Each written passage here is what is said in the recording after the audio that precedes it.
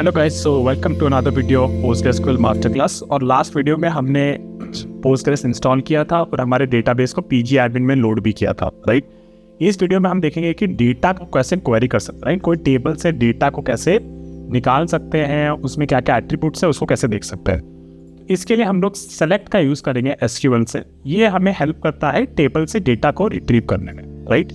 It's said to be one of the most complex statements in SQL, but it's actually not that. But इसको कहा जाता है क्योंकि इसके साथ बहुत सारे clauses और वो सब लग सकते हैं। Select statement का syntax कुछ ऐसा रहता है, अगर आपको टेबल कोई एक टेबल से डेटा रिट्रीव करना है तो आप क्या लिखोगे, select list और from और टेबल का नाम। इसमें ना अगर इवैल्यूएशन के बारे में सोचे तो सबसे पहले from एग्जीक्यूट होता है, मतलब from टेबल तो टेबल को पूरी ले आता है, फिर उसमें से वो टेबल से कुछ चीज़ों को सेलेक्ट करता है जो आपने सेलेक्ट लिस्ट पर डाल रखी है। अब सेलेक्ट लिस्ट क्या क्या हो सकता है, उसमें आप सिंगल कॉलम हो सकता है या फिर लिस्ट ऑफ कॉलम्स हो सकते हैं, या फिर अगर आप स्टार लगा दो तो सारे के सारे कॉलम्स लगा देगा। नहीं तो वहाँ पे एक्सप्रेशन भी हम यूज़ कर सकते हैं, वो हम दिखाएंगे कैसे करता है।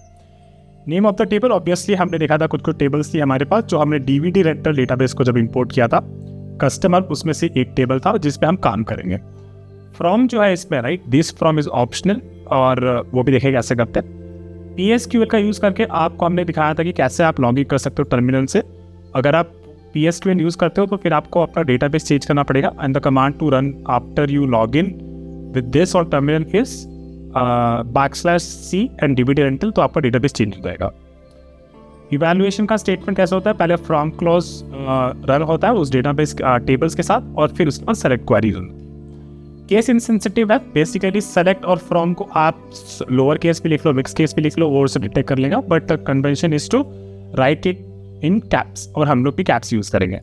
एक बार हमें डेटाबेस देख लेंगे, कस्टमर है, उसमें customer ID, store ID, first name, last name, email address, ID, active bool, create date, last update, active, ये सारे उसमें कॉलम्स है, राइट। तो हम लोग देखें कि इसको कैसे हम रिट्रीव कर सकते हैं। एज आई सेड दैट इस कोर्स में हम लोग कन्वेंशन ये रखने वाले हैं कि भैया जो ये सेलेक्ट और ये सब फ्रॉम और इससे जो क्लॉजेस है इसको हम लोग क्या करेंगे, हमेशा अपर केस से रखें।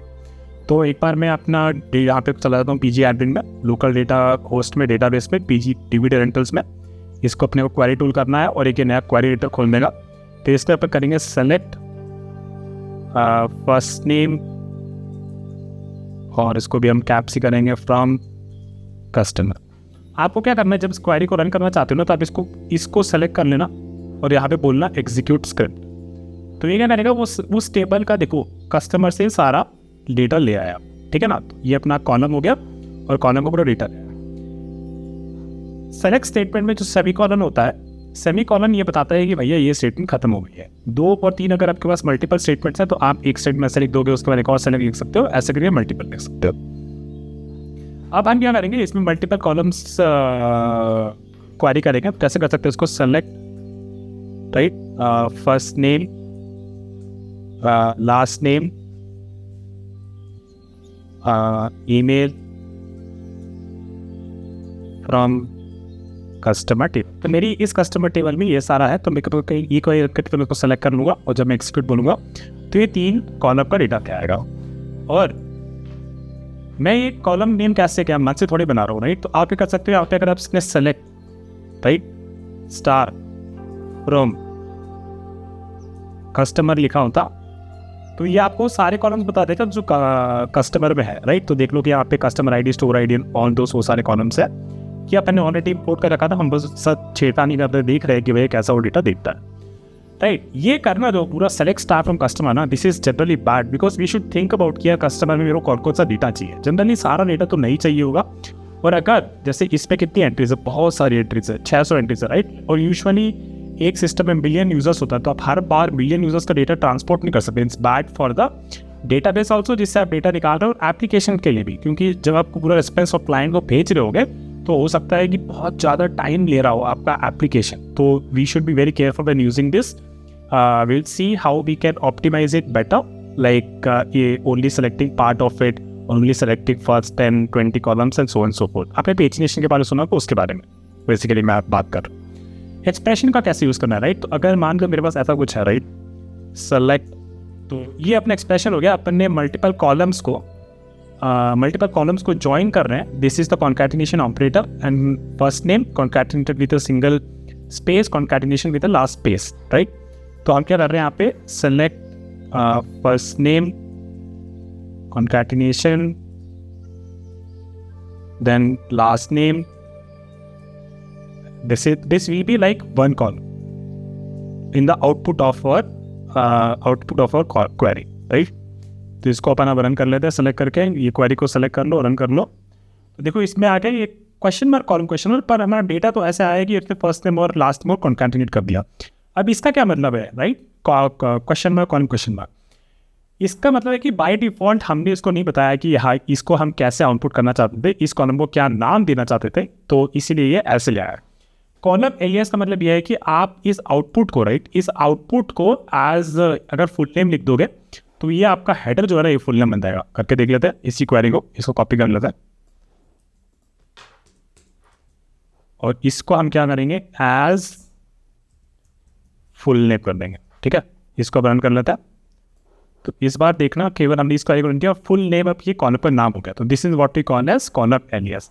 ये एज इतना ज़रूरी भी नहीं है, इसको हम ओमिट कर देते तो भी ये डिटेक्ट कर लेगा कि ये इसका पूरे का कॉलम का नेम है। तो अगर हम इसको करें तो ये जी इसका कॉलम एलियास है, सॉरी। तो ये हमारा ये हो गया, राइट। तो ये भी हमने कर लिया। अभी अगर मेरे को केवल, राइट, अगर मेरे को सेलेक्ट नाउ एक क्वेरी होती है जो हमें ये बताता है कि अभी का टाइम क्या चल रहा है डेटाबेस के हिसाब से, राइट। तो इसमें देखो हमने फ्रॉक का यूज़ नहीं किया और ऐसे करके बहुत सारे हमने ऑलरेडी कर लिया, सारे करंट डेटाबेस कौन सा है वो सारी चीज़ें, सब कौन सा डेटाबेस हम लोग करंटली सेलेक्ट कर चुके हैं। सेलेक्ट नाउ से हमें टाइम स्टैम्प पता चल गया, राइट। तो इसमें फ्रॉम की जरूरत नहीं पड़ी। So basically there are multiple select statements where from is not required, so this is also that. So this was an study about like what select looks like और कैसे हम रिट्रीव कर सकते हैं डेटा। PSQL वाला भी आपको एक बार करके दिखा देता हूँ। अगर मेरे पास टर्मिनल ओपन है तो, हाँ लग तो रहा है ओपन है, नया टर्मिनल खोलते हैं और PSQL रन करके देखते चल रहा है कि नहीं। हाँ चल रहा है, तो एग्जिट कर लेते हैं। इसको एक बार जूम कर लेता हूँ थोड़ा और इसको थोड़ा और जूम कर लेता हूँ, right. PSQL -u Postgres, right. तो हम उस यूज़र से साइन इन हो गए और अभी हमारा डेटाबेस हम देखें तो select current database, I think is the command. Current database अभी मेरा पोस्टग्रेस है, तो मैं अभी इसे चेंज कर लेता हूँ टू \c और हमारा डेटाबेस का नाम कहता है DVD रेंटल। ये ऐसा इसे चेंज तो नहीं किया। Let's see what is the command. यही I think I have to put semicolon. Thing still is not working. I think the database name is DVD rentals, right. यहाँ पे अगर आप देखो तो ये DVD रेंटल्स नाम है, sorry my bad.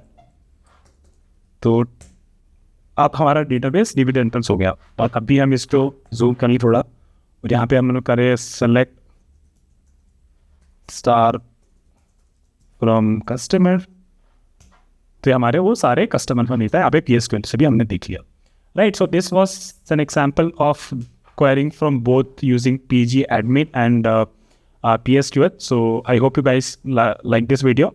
Thank you so much. I'll see you in the next one. Bye guys.